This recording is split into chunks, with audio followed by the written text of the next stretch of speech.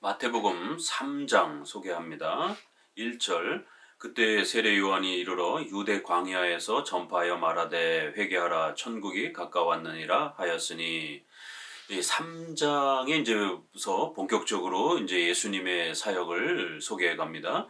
그런데 놀랍게 사복음서 모두가 세례 요한을 먼저 소개하면서 예수님의 사역을 준비하는 이제 이런 장면을 소개합니다. 그러니까 세례 요한의 사역은 굉장히 중요하다라는 의미를 갖고 있는 거죠.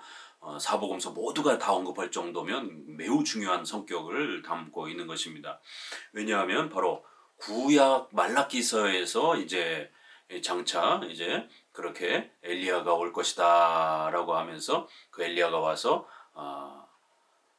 아버지께로 그렇게 백성들을 인도하는 그러한 선지자의 사역을 이렇게 소개하면서 장차 그리스도가 오실 것이고 그 그리스도께로 인도하는 그러한 많은 또 이러한 그 복음의 사역들이 있을 것이다라고 하는 이런 말라기서의 예언이 있었고, 이제 신약에 와서는 바로 그러한 구약을 계승하는 이러한 차원에서 이제 세례 요한은 엘리야의 그러한 선지자의 모습처럼 와서 복음의 이러한 앞서서 그리스도에 앞서서 복음의 이러한 메시지들을 준비시키는 아주 중요한 그러한 구약의 이러한 연속성 아래에 그리스도가 오시는 것을 내복음서 모두가 이렇게 연결하면서 그리스도와 이렇게 구약과 신약이 그리스도를 중심으로 해서 연속되어진다라고 하는 것을 반드시 이렇게 이어가려고 하는 겁니다.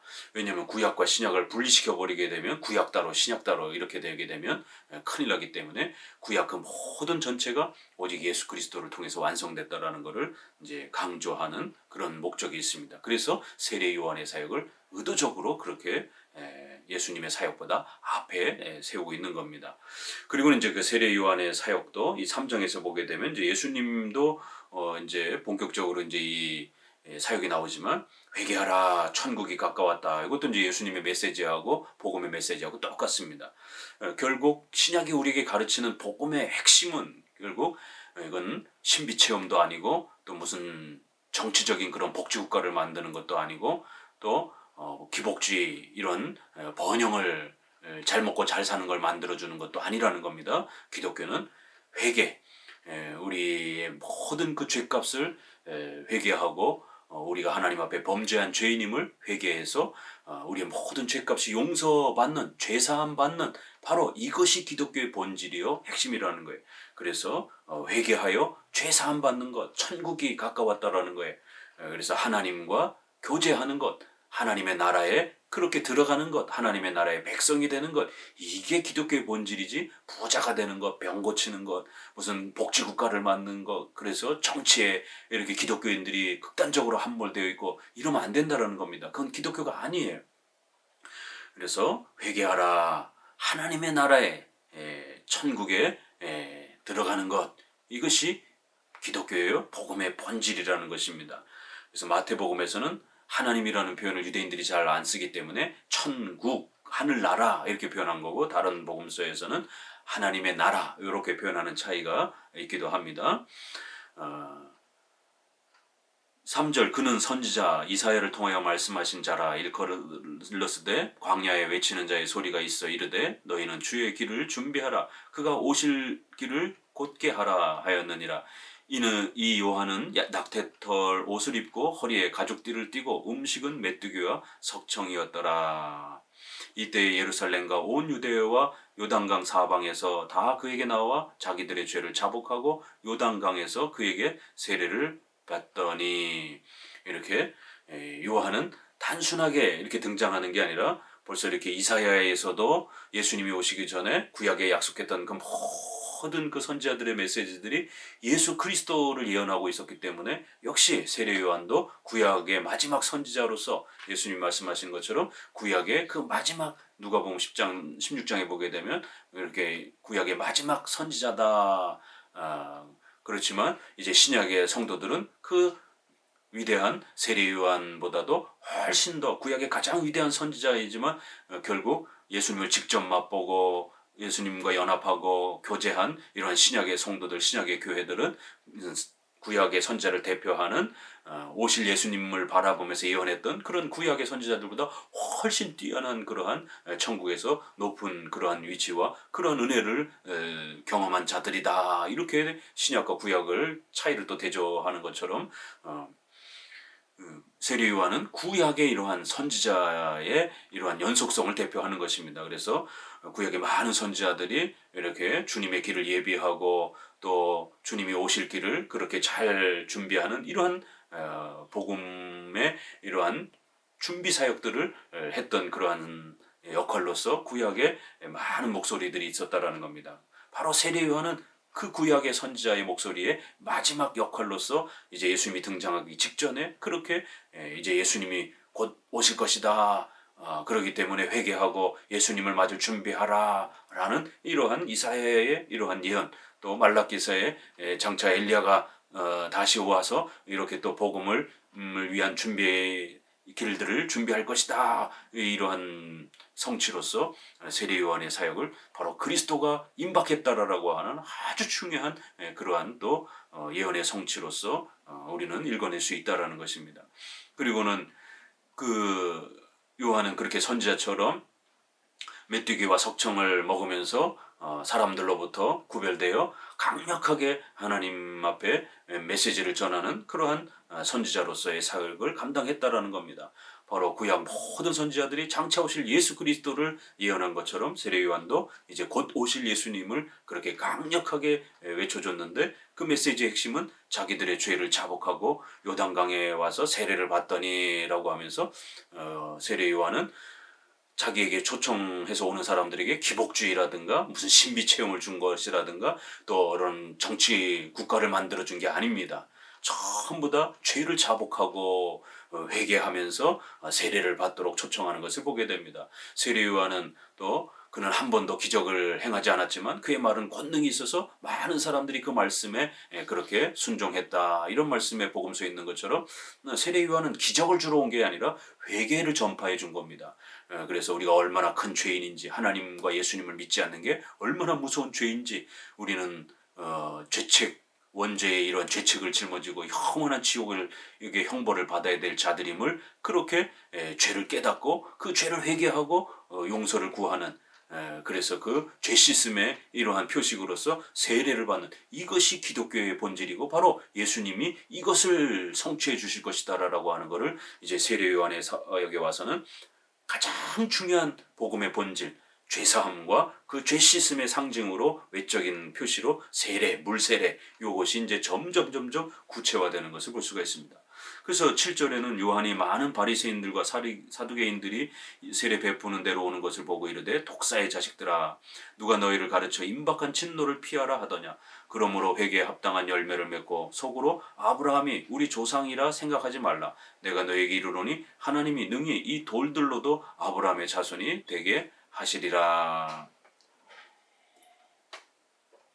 세례 요한의 이 책망은 유대인들에게 당시 1세기의 바리새인, 사두개인, 유대인들에게는 아주 충격적인 메시지죠. 왜냐하면 전통적으로 오랜 세월 동안 자신들은 아브라함의 자손이었고 자기들만이 구원받은 백성, 하나님의 백성이라고 하는 선민의식으로 가득 차 있었던 그런 사람들에게 너희들은 하나님의 백성이 아니다. 너희는 아브라함의 자손이 아니다. 너희들은 오히려 독사의 자식들이다. 너희들은 오히려 하나님과 원수된 자들이다. 이런 어마어마한 책망을 던지는 그런 메시지입니다.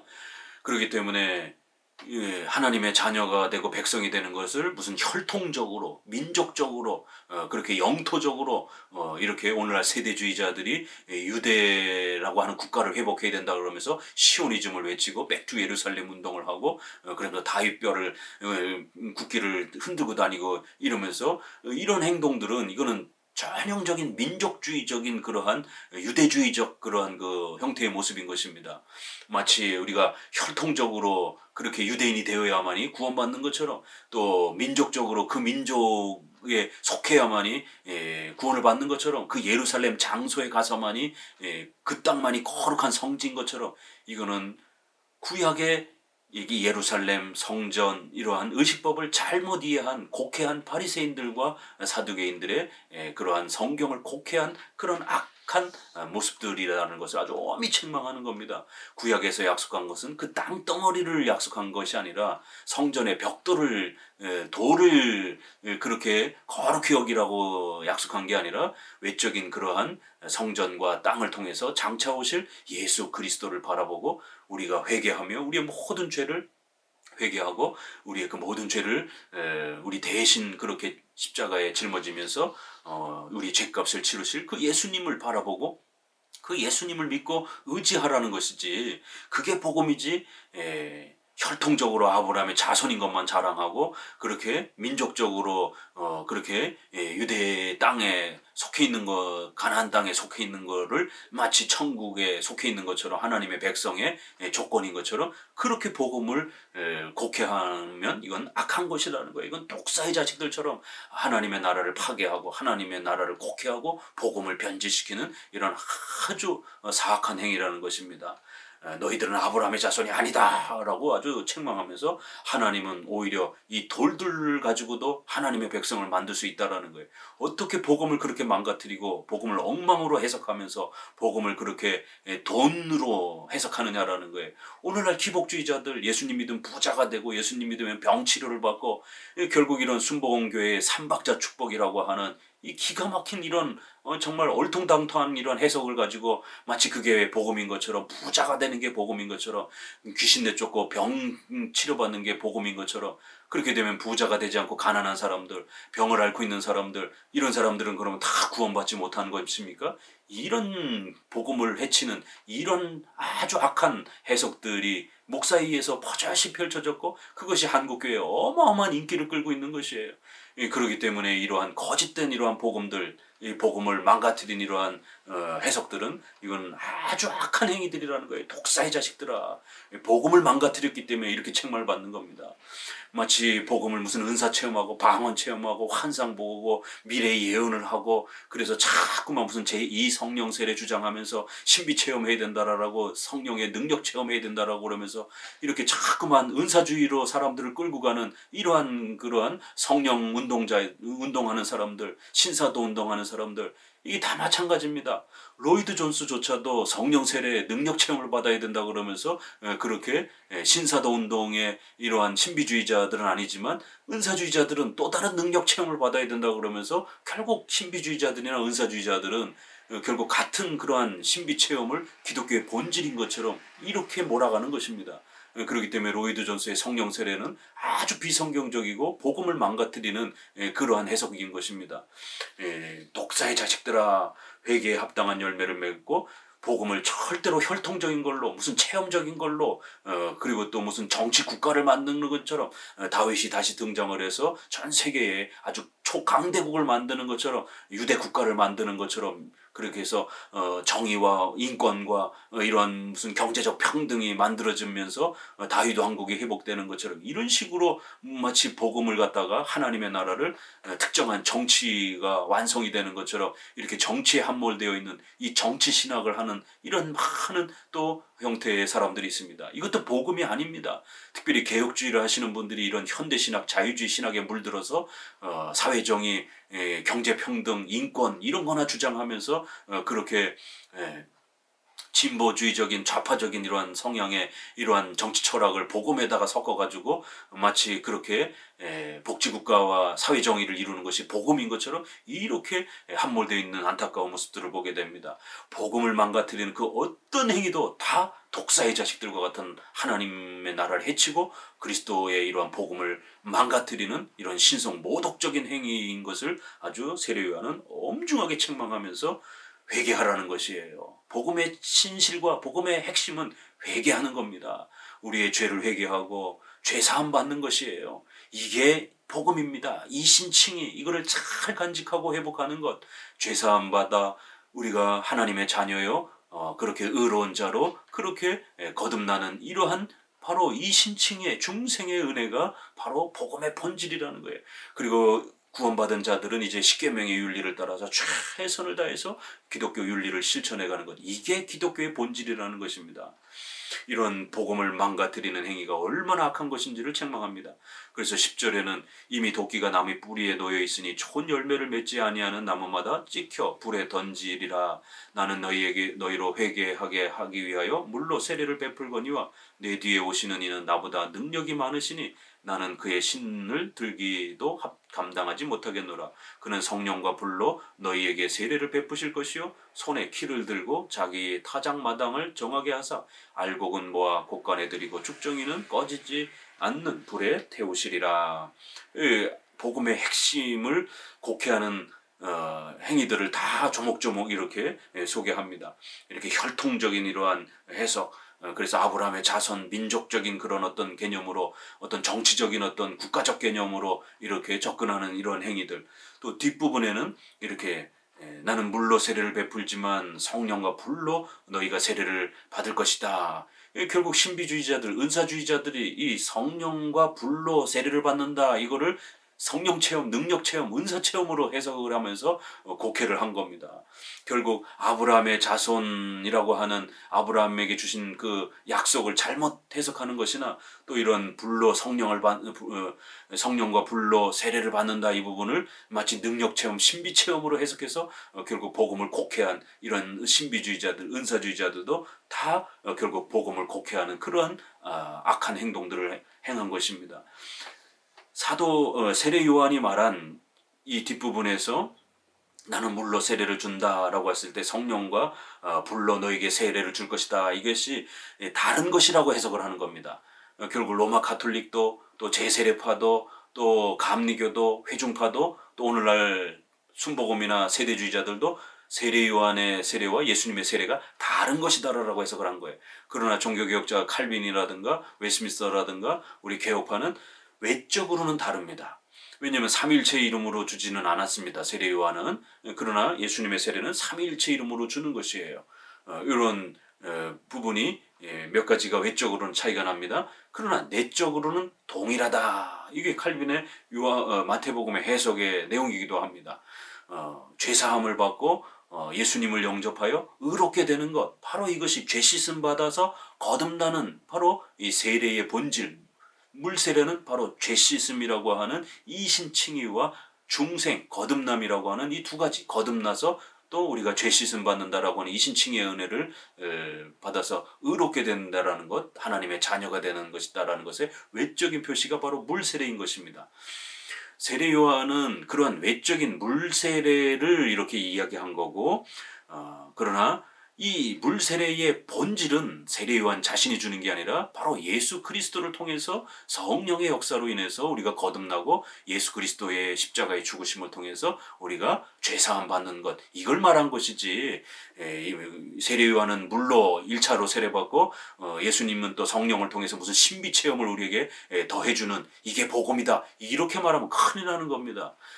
예수님이 말한 세례도, 세례 요한이 말한 세례도 다 이신칭의 죄사함의 내용과 또 성령을 통한 거듭남, 중생의 이 은혜가 물세례의 핵심인 것입니다. 그리고 이 물세례의 본질은 물이 우리를 그렇게 씻어내는 게 아니라 바로 예수님의 십자가의 희생이, 예수님의 그 대속적 희생을 통해서 우리가 죄사함을 받는 겁니다. 이신칭의. 그리고 그러한 이신칭의를 얻을 수 있는 것은 반드시 성령의 불가항력적 은혜를 통해서 거듭남, 중생의 은혜를 받은 자들이 또 이 이신칭의 은혜를 얻는 것이에요.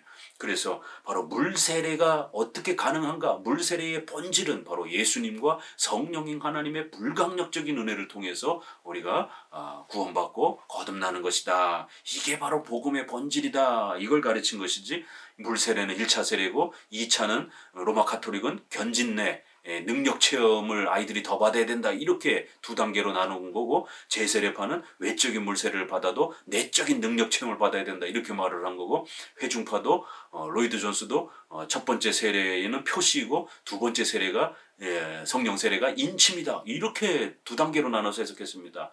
또 역시 웨슬레 감리교도 마찬가지고요. 1단계, 2단계로 성례론을 그렇게 구별하면서 2단계가 더 중요하다. 능력 체험, 성령 체험, 은사 체험 이렇게 해석을 한 겁니다. 이건 아주 극히 잘못된 해석인 것입니다. 그래서 성령과 불로 이렇게 둘로다가 자꾸 해석을 하려고 합니다. 예, 불과 같은 그런 성령, 물과 같은 성령, 기름과 같은 성령, 이렇게 성령을 기름에다 비유도 하고 물로도 비유하고 또 불로도 비유를 합니다. 그렇게 해서 성령이 행하시는 그런 사역의 특징을 비유적으로 나타낸 표현들인 겁니다. 기름 부음다라는 것은 구별하다라는 이런 표현이고, 물이라는 건 씻기는 그런 의미가 있는 거고, 불은 우리의 모든 죄를 이렇게 제거한다라고, 태워 없앤다라고 하는 그런 의미가 강하는 겁니다. 그래서 예수님이 오셔서 자신의 희생을 통하여 우리의 모든 죄를 그렇게 대신 갚으셔서 우리의 모든 죄를 제거하시고, 또 성령께서는 우리의 모든 죄를 불로 그렇게 태워버리듯이 불강력적인 은혜로 우리의 모든 죄를 그렇게 제거하셔서 우리를 거듭나게 해주시는, 그리고 예수님의 십자가의 은혜가 우리에게 적용이 되어서 우리가 이 신칭이 의롭게 되어지도록, 하나님의 자녀가 되어지도록 그렇게 성령의 강력한 은혜로 우리를 구원시켜주는, 바로 성령으로의 세례가 바로 물세례인 것입니다. 그래서 전통적으로 종교개혁 시대 칼빈 이후로 성령으로의 세례, 성령과 불로 너에게 세례를 베풀 것이요, 사도행전에서는 성령으로의 세례, 이것은 통상 바로 물세례의 그 의미, 중생과 죄 씻음에 대한 이것을 가르치는 것으로 그렇게 해석해 온 것입니다. 그렇게 해서 성령으로의 세례는 제2의 무슨 능력 세례가 아니라 바로 이신칭의 죄사함과 중생의 거듭남을 표시하는 외적 표시로 물세례를 표시했고, 바로 그 물세례를 바로 성령으로의 그러한 세례를 의미하는 것으로서 그렇게 해석해 오고 그렇게 약속한 겁니다. 바로 성령의 중생케 하심과 또 예수 그리스도의 죄사함의 이러한 은혜들을 바로 성령의 역사로 우리가 그렇게 얻는 겁니다. 그래서 우리가 성령으로의 세례라고 이렇게 표현하는 거고, 그거를 외적으로는 통상 물세례로 표시해 주는 것입니다. 이렇게 세례요한은 자신이 행하는 물세례가 어떤 의미인지, 또 그리고 이 물세례를 주는 장본인은 본인이 아니라 예수님과 성령 하나님이라는 것. 그래서 이제 마지막 장면이 이 물세례가 얼마나 중요한지를 예수님 스스로 그렇게 이 세례를 받으시는 장면이 나오는 것입니다. 13절, 이때 예수께서 갈릴리로부터 요단강에 이르러 요한에게 세례를 받으려 하시니라.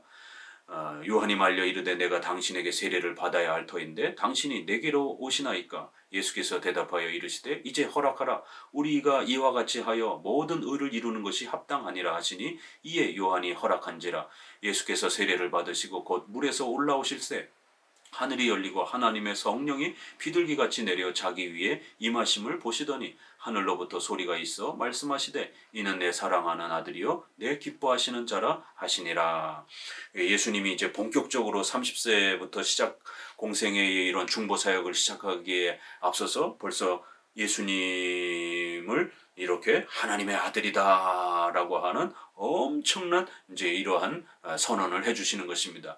이것이 통상 복음서에 3번 소개가 됩니다. 이제 공생애를 시작하는 바로 그 첫 시점에 이렇게 세례를 통해서 이는 내 사랑하는 아들이다, 이렇게, 또 그 다음에 십자가에 죽으시기 전 변화산에서, 그리고 십자가에 돌아가실 때 그렇게 또 한 번, 3번이나 그렇게 예수님은 단순한 인간이 아니라 연약하고 그렇게 나약한 모습으로 오셨을지라도 바로 하나님의 아들, 신성을 가지신 바로 제2위격이신 바로 성자 하나님이시다라는 선언을 이렇게 강력하게 외치고 있습니다.